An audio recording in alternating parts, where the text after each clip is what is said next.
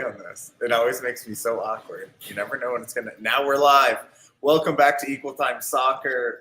I am welcoming back a bud, a past contributor, and a returning guest. She is a social media coordinator, a copywriter, a creator, a graphic designer, and a producer. Welcome, the head of social media for Cal Storm, Lis Schendel. Hey, thanks for having me. I love you guys so much. I love coming here and hanging out with you guys. So always happy to talk soccer with you guys. I pulled those specific descriptors of Liz off of Gondola, which I didn't know was a thing because I haven't. It must be some professional type of thing that people would know. Look, I'm a bartender and a soccer podcaster, so I don't know such things. Is it like modern LinkedIn, Liz? What is Gondola? Yeah, Gondola, by the way, love them so much. They're great as well. It's kind of like the LinkedIn for social media content creators, basically. And then plus side to it is you don't need to do a bunch of like posting on a feed like LinkedIn. And you just, it's a great portfolio as well. That's kind of what I use it for, portfolio. Gondola, if you want to sponsor, clearly I know so much about it. Come to us. We'll shout out our sponsors later. You can see if I represent our sponsors well enough to come to us. I'm sure they want more access. But no, Liz, let's bond. We'll bond first on USLW League Heartbreak. So for people who don't know, Liz has done Summer League Soccer in the past. She's come on with us. Every year, I think the last couple of years, we've had her on at some point, at least once, just to talk about the state of the game. I like connecting with Liz, who's out on the West Coast. Liz, like I said, works for Cal Storm. They're a Bay Area squad, so very familiar with all things women's soccer on the West Coast. So for people who follow our local stuff, here's a little flavor from the Pacific. But yeah, we can bond over the USLW League Heartbreak. Both of our squads were in, and when I say the one local squad that did make it, Aurora, shout out to Riverlight from Wisconsin. We can't reach to every single team, but I know our fans here locally from Aurora were heartbroken losing. They had a crazy matchup with defending champions Indy 11 in the first matchup. And you guys had to face a sister club, right? Colorado Storm. So that was I'm assuming it's an actual affiliation, right?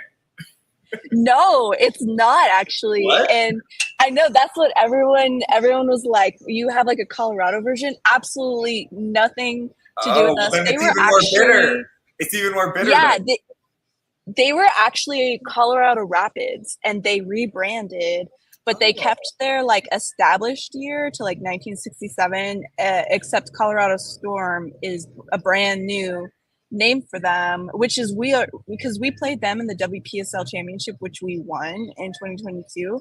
And then we destroyed them, and I guess they came back, wanted to be us. So, and then they beat us. So I have to look if they were still in. Is there still a Rapids team in WPSL? Because they had been a team. I remember like Salvo, I think, had to beat them. So maybe they moved. There is a bit of that movement with teams, but yeah. You can air all of it out. You can air it out. Colorado Storm. Yeah, I love that. I didn't realize that was because we deal with like the clubs like Rush where it actually or like Dutch Lions where it's an affiliated brand at least. So that's interesting. But no, to celebrate Cal Storm in the W League, perhaps I don't know. Do you guys out there feel like it's the toughest division to play in? It's it's one of the toughest probably. Yeah, do you mean like for our division basically? In the W League, just like the talent of playing like the Glens and like do you guys feel that way? I know we look at some of the divisions that Aurora end up facing and think, wow, top to bottom, I'm sure it's a different thing maybe then. Although our level was up this year. Yeah, I think that every year it's just going to get better and better as orgs kind of see, hey, like we don't want to get blown out anymore. We need to take this more seriously.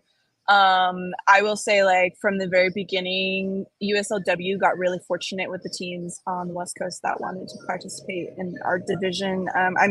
Obviously, Oakland Soul, the Oakland Roots women's team, like, they're already we're taking it seriously. Glens has a long history of being phenomenal. And then there were a bunch of teams that came over from the WPSL with us, Cal Storm. Like, we had a great relationship with them, and they kind of, they saw that we were going, they felt it was viable, a good new league to be in. And so they kind of like the Pleasanton Rage was one of those. Marin FC, they've been around for for a long time. So And yeah, top to bottom, any team could really like beat the other team. There were a few that we like struggled to get a point on. You know, undefeated is a pretty big, it means a lot to us. It means a lot to us more in USLW than WPSL. Yeah, well, 9 wins, 0 losses, 3 draws. Aurora continued their undefeated home season. Also, shout out to our other W League squad, Rochester FC. I got some Rochester gear. They had a big step up this year, and they were really competitive. And they showed a lot last year as well. But a couple of their players really looked to be. Actually, they had one player, Ana Ricardo Pacheco, end up playing pro in the second division of Spain last fall, even with a struggling season with Rochester, and then some more talent too. So the Aurora and Rochester both showing out this year. Talk about, you have the loss. I mean, Cal Storm, we'll talk about the WPSL. There's another team. But just in general, because I mean, imagining maybe you didn't have that, but even so, how do you personally, Liz, process like the losses, process like the seasons are so quick, you get motivated about it and you get really invested, and it's so busy and it's 8 weeks or something and then you're done. So like, it's an emotional roller coaster. How do you process, and help me and help all the fans? Like, how do you process when the losses come? Yeah. I will say like, it's very interesting with us, a summer league, a pre-professional team. We kind of background into like our process. We start recruiting and getting ready for the season around January. But even before then, our director and our coaches are already kind of scouting out primarily local players, but also a healthy mix of players from around the world to kind of balance us and kind of give us a new perspective. We start recruiting and preparing for the team in January, which includes looking for housing, car rentals, facilities for them to train in, off of training and game day, etc. And then once we feel like we've built our team, there's like a lull. And then everybody gets out of school and then they come join us, middle of May, and we start team training and everything. And we like hit the ground, and it's like, you went from 100, 0 to 100 and then to 30. And then now you're back at like 100 in your mid season. And you're right. It's like super quick. We started a little bit later than the rest of the league. We were like 2 or 3 weeks behind everyone, I want to say. We started a little bit late, so our season went later. Or not even later. I think we just had a more impacted schedule than most teams. But yeah, you only have these really special, amazing players for only so long. I feel like every season I'm like, this was my favorite roster. This is my favorite roster. I've worked with the team since 2020. 2020 obviously didn't really kind of make out very well, but every year I'm like, I love this team. And the next year we just have the most amazing players, but every team holds like a special place. And yeah, you see them work so hard. It's so hot here in California. It's so hot, but they're out there, taking shots on goal once practice is over. We can get into it more, but we have the second team WPSL, so sometimes they're playing. Last year we played 2 games in one day. We'll play a game one day, another game the next. They love playing. Having 2 teams is a huge draw for a lot of players because it means more minutes for them in between college years. But yeah, you see them work hard. You see the directors and the staff work hard.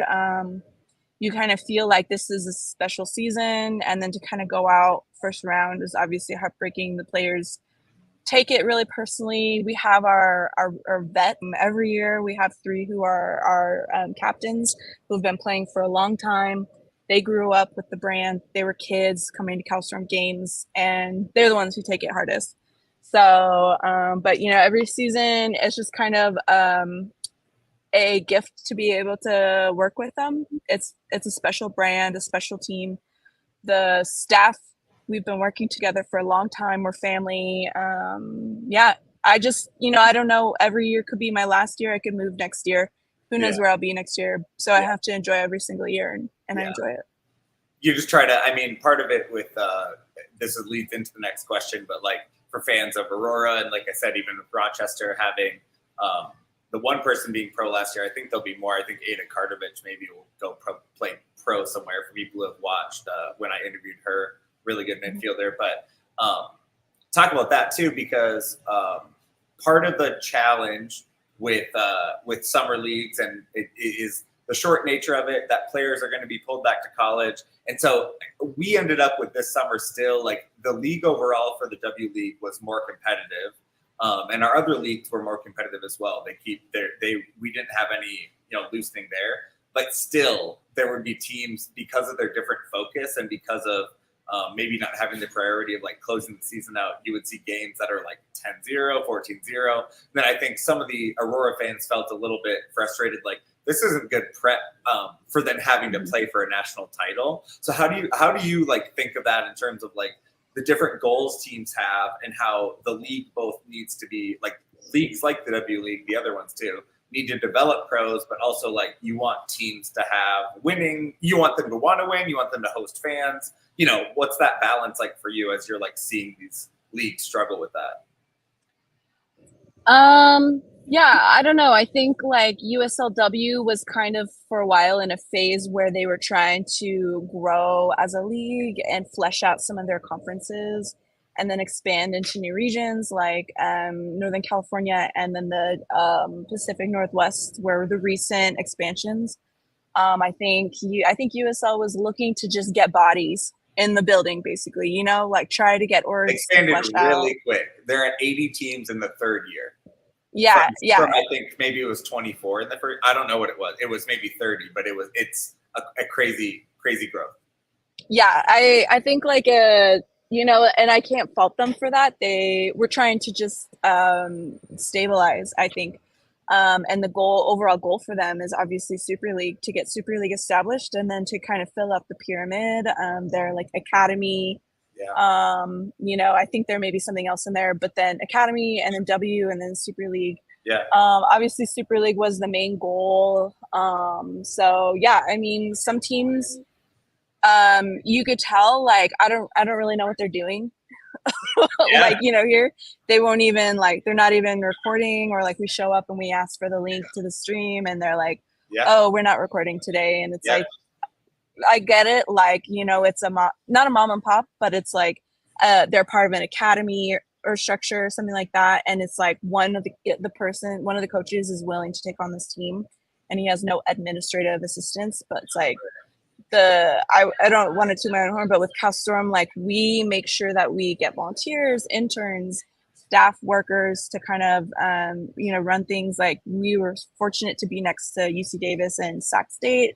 So we have college kids who can come operate the streams. We have a lot of like academy kids at Davis Legacy who are our academy partners. They have to have community hours. It's part of their like academy structure to have community hours. So working our box office and whatnot is part of it. But I think there's no excuse to not being able to find somebody to get that. And then if you think it's a loss, like a profit loss, to run the team and whatnot, then charge. Like your product deserves to pay, deserves to have paying people, come and watch. Like $5 is not a big deal. That's where we started.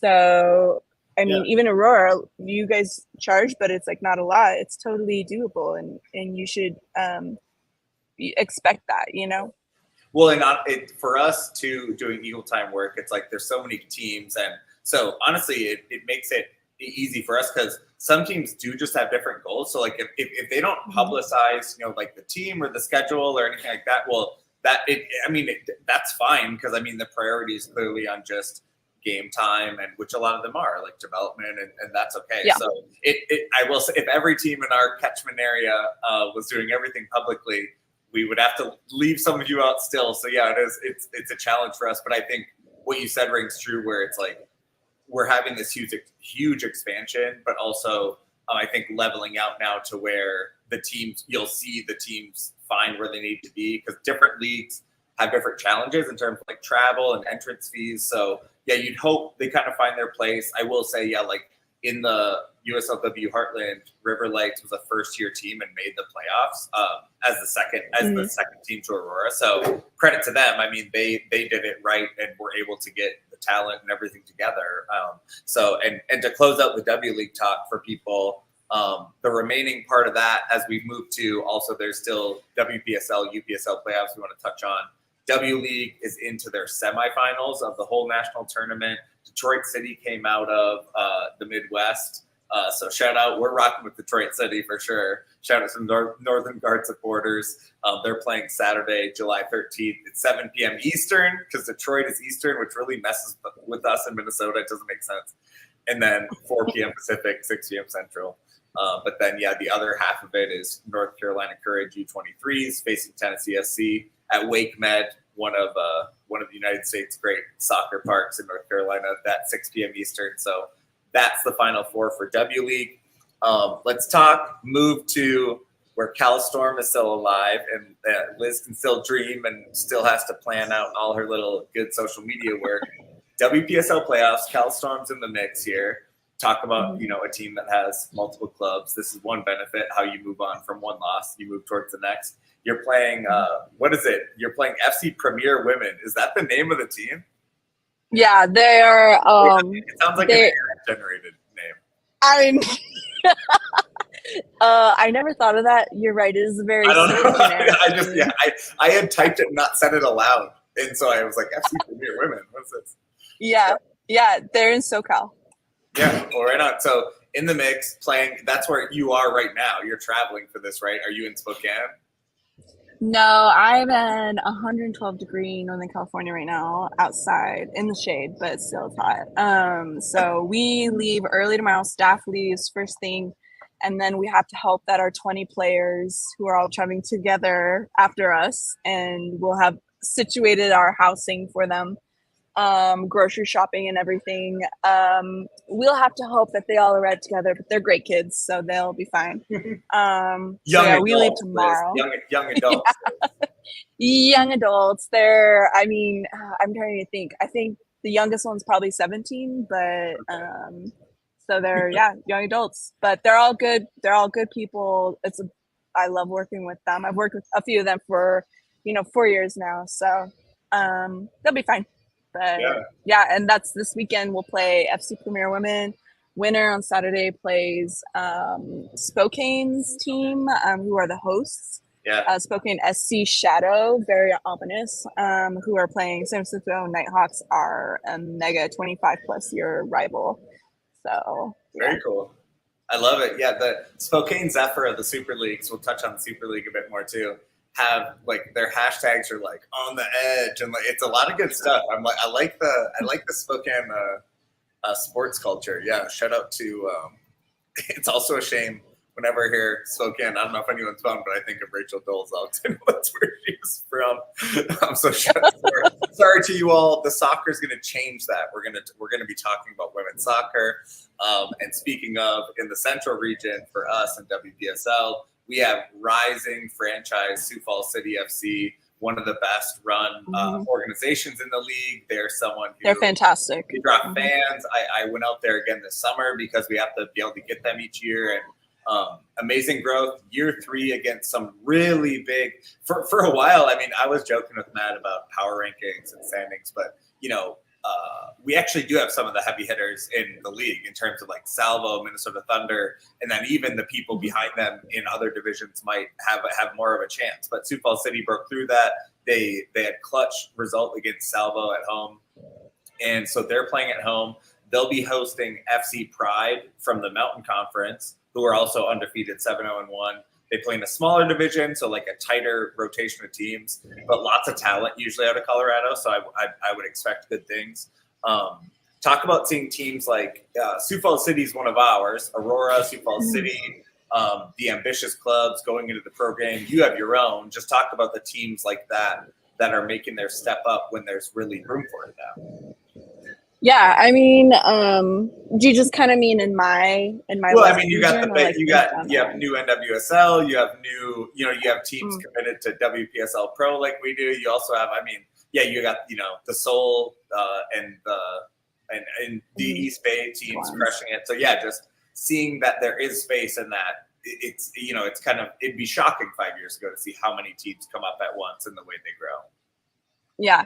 Yeah. I mean, I know our region in the WPSL is one of the originals. A lot of us have been, well, I guess just the Nighthawks and I and Storm have been here since 1995 when Jerry Zanelli established the league. But so there's always been a huge talent here. Obviously, we have people like Brandy Chastain coming out here. Alex Morgan played for us when she was in college. And then, we had Gold Pride, FC Gold Pride, the San Jose Cyber Rays. Those were the pro teams before the NWSL. And they were regularly like doing well in attendance. Then you have Stanford, Cal, Santa Clara, Bernie Chastain, Alex Morgan, Kristen Press from all those schools. It's like, I just obsessed with, I might as well start a Minnesota women's, an equal time California, because there's literally, should we do this? Should I be in the affiliate? I should. We get a shingle going on we'll equal time. Minnesota and Bay Area. We can shingle out. Yeah. We could seriously. Who cares about SoCal? It's all about NorCal. Absolutely. But I mean, yeah. I mean, in the same 5-year span, USLW came in and fleshed out real well. And then of course Bay FC and WSL has come through and is third in the league in average attendance. So crazy stuff. But yeah, it's always been here. I think we just needed to find it's the cost of living, unfortunately. It's really hard. It's really expensive to have a team in this area, to afford it, to be able to do it well. So it's just kind of taken a little investment. We got some cashola coming in from Chicago investment, but it's fine. We're not going to talk about it. But yeah, it's just taken a while, but we're here now, and I think everyone's kind of enjoyed it.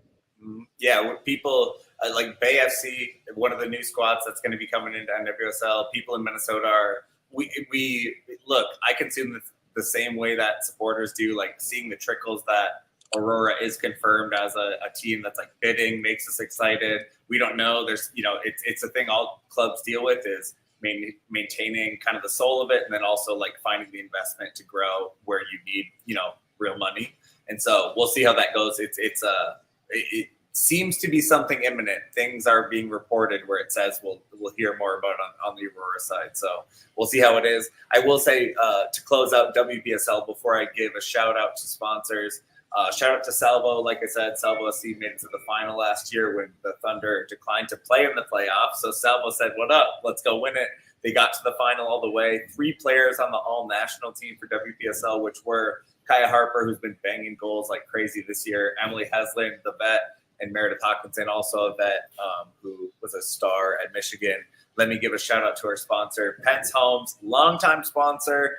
Nate Pentz is a regular customer of mine here at the Blackheart, and I have treasured friends who have used Pentz Homes and are so happy with the way it worked out for them in their house, whether buying or selling. And I also want to shout out to Modist Brewing. They have been a sponsor now for probably a year. We get gear from them, we get drinks, and we give it away to supporters. I wear it. We get stuff ready for tailgates this fall, and I have so much love from people when I wear their gear at the Blackheart. So thank you to Modist. The trans kid shirt gets me so much love. Just protect trans kids, and shout out to Modist for being inclusive. Thank you to our Patreons as well for all the support. When you grow your support, it means we can do other stuff. I went to Sioux Falls. I went to Superior, Wisconsin this summer. More to come this fall. Thank you, guys. Now I'm done with the pitch. I wanted to ask you, Liz, about UPSL women. Very new to Minnesota.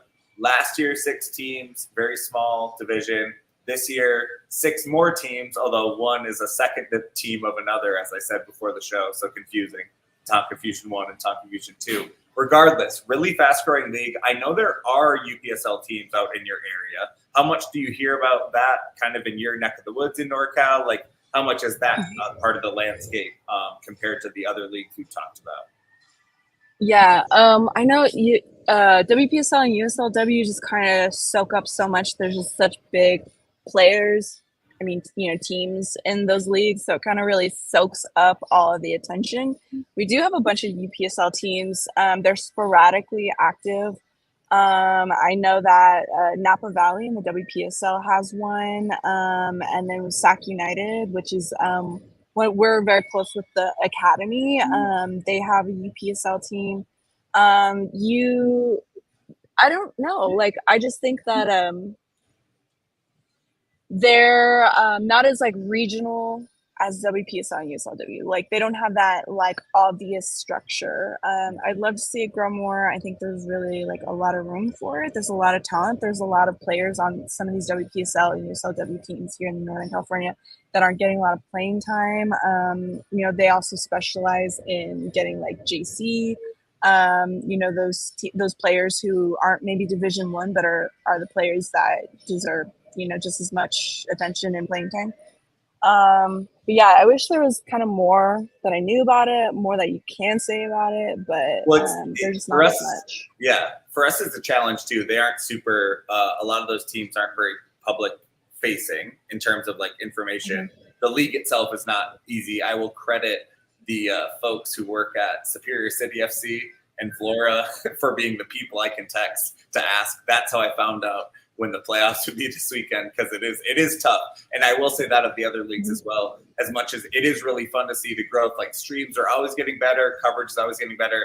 I don't know how it is for you, Liz, but it's really tough for us to get any sort of like aggregate stats from leagues, consistent, like any sort of stats. And then also certain leagues, you can't depend on playoffs. So there's still, like you said, a need to where it makes it more presentable for people to focus on your league and cover it. It's all otherwise impossible. There were some leagues where actually, I think, I had to go back to the thing I wrote as a recap last summer to see what the standings were for last year, because you couldn't look up the standings from last year. But I had a screenshot in my story. So that shouldn't be the way you have to. I mean, shout out to Equal Time, but that shouldn't be the way you have to find out info from last year. I think it was a W League, to be honest. So W League. We cannot look up retroactive standings for you guys, which would be nice because we like covering the league. But yeah, shout out for people watching the UPSL. Aurora 2 joined this year, which was really fun for people to have a more local option. It's right close to us in St. Paul, Liz, as opposed to like out in the suburbs where we have to go watch Aurora. So Aurora 2 finished first in the UPSL Midwest by a tiebreaker, by the way. But they will be hosting Superior City, one of our really cool rural teams that's up in Duluth Superior.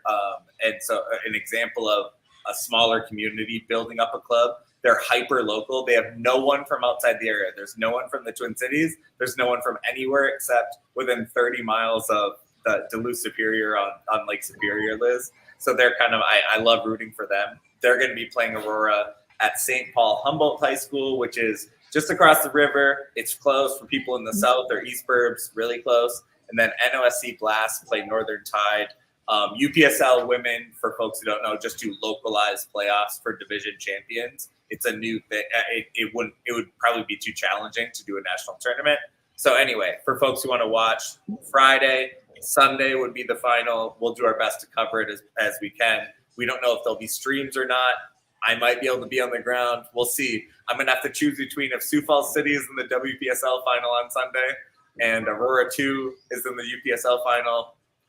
Here we are. Here we choose. But yeah, one thing I wanted to mention too, Liz, is we had a keeper for Aurora 2, not even on the first team, was at the Spokane Zephyr tryouts earlier this summer. She was recently pictured last week too, back at training, which in real preseason. Her name's Mackenzie Rath. She was a D2 All-American. If she wasn't an All-American, she should have been, but she was at Mankato State.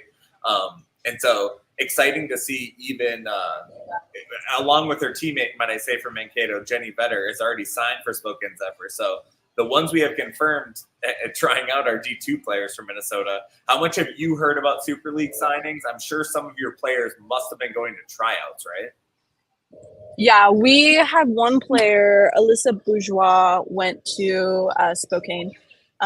She had already signed before she came to play with us this summer. She a fantastic player from Santa Clara, and had been drafted by the Houston Dash, and the NWSL, but ended up not signing with them. So she's over in Spokane. She's very excited about it. And then we had some players try out. We had one of our goalkeepers try out for our DC Power. And then we had a couple players that I think that they had tried out too for some teams, And then I don't know. We have a bunch of players who are in Europe, and some of our players are still friends with them. So what they'll do is they'll go stay with them and then try and get on a team starting in, because most Europe except for Sweden, maybe I think another league, they all play the typical August to June schedule. Right. So they are obviously like a bunch of them graduated college, and so now they want to go like tootle around Europe this summer and then try and find a team starting in August or September. So ultimately Europe is still getting a lot of our squad players kind of thing. Super League still has that competition from Europe, but Super League is still drawing a lot of talent from Europe, from Australia to come play for them, and I just think that's fantastic. So it's been interesting to see a lot of players. Like, I will say a big local player, Sacramento, who I've been following in Australia for a few years, Hannah Keane. I think she got like a leading goal scorer a couple of years ago, last year I want to say, and has just lights out, been such a great player. She signed with one of the Florida teams. I don't remember. Or Lauderdale. Or Tampa. It may have been the Cotton Bowl team.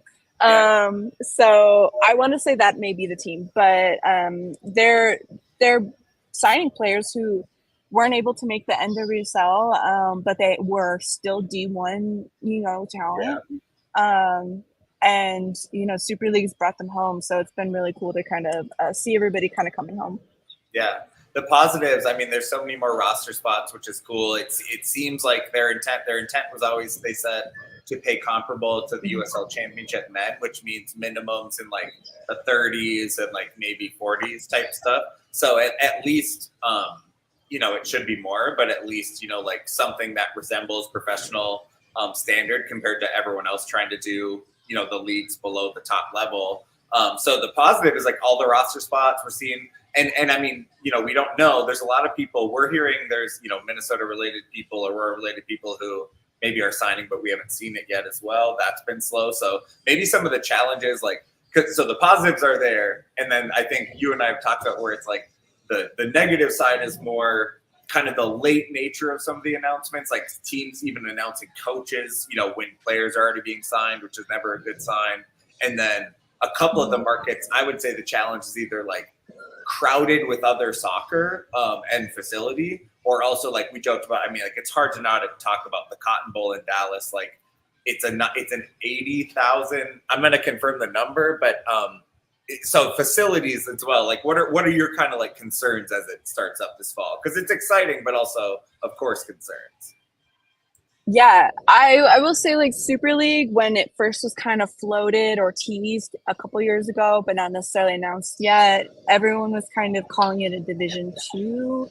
I remember years ago, there was like talk of USL being interested in the D1 and competing with the NWSL, which was kind of met with hostility because a lot of people still kind of view the NWSL as still kind of like getting solidified basically. So you kind of worry that adding like a second team into a market may like hurt the teams, hurt the league. A lot of players like myself, I've seen there was the WPS, women's professional soccer.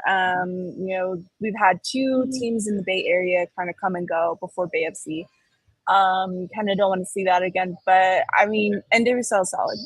There's something that they're offering that Super League will not be able to offer for a very long time, and then by the time they can offer it, NWSL may be in its own realm still. So I guess Super League, I was kind of hoping it would be Division 2. There would be a lot of opportunity for teams to collaborate with their NWSL teams, and to kind of really fill out that unofficial pyramid. So that was kind of a big disappointment that they were expecting to be Division 1. And some of them are playing in high school, or JC, and then on the other side, which is not, kind of what they deserve. And then on the other side, you have some teams who are going to play in the Cotton Bowl, which is like such a cool, like, gimmick, or like, it's a cool kind of like thing to do, like Nebraska volleyball, like playing that one game at the football stadium and selling out. Like that's an that's an awesome 90, one it's time 90,000. See, I looked it up. Yeah, it's 90. I mean, so yeah, the challenge is. I mean, I think actually being D1 is kind of irrelevant. It's nice for them. It doesn't. I don't think it makes any sort of conflict or like drama. It's like it just means the standards they have to meet, which it is interesting because I mean, on the women's professional side, I think they are lower too. Like on the men's, it's a lot higher. So being D1 is actually a lot less relevant, but it's nice for them to be able to sell. But the thing is, like nice that they have Peacock, a full streaming service, like a consistent place. That's one challenge with NWSL. It's kind of hard to know where to watch a game, like 4 or 5 different places. So that's nice. And then we'll see how they produce it. But yeah, it is. I would say the strength would be like how the USL Championship for men has been, which is slightly smaller markets or markets that MLS is not in. It works, that makes sense. Like having Spokane and even like Madison is potential, even like a team in Iowa or something where NWSL won't go. So I think that will be the strength of it, but it's just having enough owners who can weather that early time to grow in those markets. Because I mean, you do see, even like I saw like how Richmond joined the W League and they would get 5,000 fans. I mean, like it's not as if you can't start a new team and have it happen, but also you can't look at Aurora and Oakland Soul and say I'll just do it. Like you can't assume you can do it either. So yeah, we'll see. Are you? I mean, you must be pumped for Bay FC. Are you in on season tickets or what, Liz? Yeah, I have the season tickets. I actually, they're playing, right? Bay FC's already playing. This is how busy I've been. NWSL. So people can vouch for me. How much I am a real soccer fan, so much so. But yeah, aside from doing Minnesota Summer League and then bartending the Euros and Copa America and being a U.S. fan. Yeah, look, Bay FC started this year. Shout out to you guys, Bay FC. Yeah, we're a real soccer outlet. Shout out to you. I apologize. No, you're fine. You're fine. I think that's pretty funny. Yeah. No, I mean, I say that because I was gonna be like, well, I've been doing some NWSL content at Bay FC games, so I have. Nice. I didn't want to be like, I've already been doing that. No, that's okay. Yeah. That's really funny. Look, for real, it is like I have to take my breaks where I catch up. Even like when people I'm a Minnesota sports fan, like Minnesota United's great. I really interact with them as a bartender most. I don't have room. There's no room. I know. No, I know. It's fine. I mean, the community, we've loved having the team here. They play in the San Jose Stadium, right? In the San Jose Earthquake Stadium? Yep, they play at PayPal Park. They have a great relationship with the Giants, the 49ers, the Warriors, / Valkyries now. So Bay Area sports, women's sports is really just like being crazy right now. It's been really cool. You're in a hot spot. Yeah, I mean, because the WNBA coming, is it next year or what? Yep, next year. Crazy. Yeah, that is one thing. One other thing I wanted to ask you about, which was I've had this to want to kind of ask like some of the players we talked about too, or coaches. Just watching like WNBA specifically has been like a boost in how mainstream like ESPN and everyone talking heads like will cover it now, and it's men like putting feet in their mouth because like they don't know how to talk about women or women's sports. I am always trying to be present of like I'm in a women's space and we're trying to think about it, but it's a little funny and a little tragic to watch how bad some of these guys are at it. I don't know if you have any thoughts about that because I know you probably consume that general sports content too. Yeah, I will say you and your brother have always kind of operated in these spaces really like respectfully. Like you've always made a great point to share your platform but also like emphasize like the women that you work with. And I will say like people who are kind of capitalizing on the WNBA trends, even the NWSL, like they see that it's trending. They feel the need to get in on it while it's hot. And they're not coming in with the best intentions. They see a way to get engagement, a way to like kind of boost their own numbers to like say their piece, go viral. And it's not with the best intentions. So obviously, they're putting their foot in their mouths. And I think there's with the NBA specifically, a lot of it has to do with racism. Yeah. You know, a lot of them are looking at Caitlin Clark as kind of their like, Yeah. you know, I don't know if that's controversial to say. Angel, I don't think she's ever asked. Angel Reese. I was gonna say Angel Reese is not a villain. You guys, you can leave it alone. She's Yeah. not. look through the fact that you're making that an obvious comparison. Yeah, no, it's Yeah. Some very good sports writers have delved into it better than we could, of like how we're very much using Caitlin Clark and Angel Reese as a racial proxy, and like Yes. just check yourself. Like we carry this with ourselves. Check yourself on that, because it's getting it is the proxy for all of that narrative. Totally. And there's a little bit of a paternalistic view to it, that men kind of creating content about it still view it as something that I'm gonna, add my image and kind of boost them and help them out. It's like we don't need your help, Stephen A. Smith. Like we're doing good without you. But I think it's been good in some ways too, because I think it's a learning moment. It feels like people are kind of trying to talk about it, or especially, and maybe it comes from the worst moments of like, the guy in Indiana who's like, well, I can't cover the team now because I don't think, and it was like, fair enough, because I don't know if you have the context to do it in a productive way. So, but those moments are dramatic, but also I think it does help us like learn of like, okay, well, maybe you should have some context. And so, we try to, it is part of like, we try to keep our coverage focused, because like, if I would just did a podcast on the U.S. women's national team, like, I don't have anything special to offer you about that, like that you wouldn't get from another bud at the bar. Like, I don't need to do that. So we try to try to focus on what we can bring expertise to.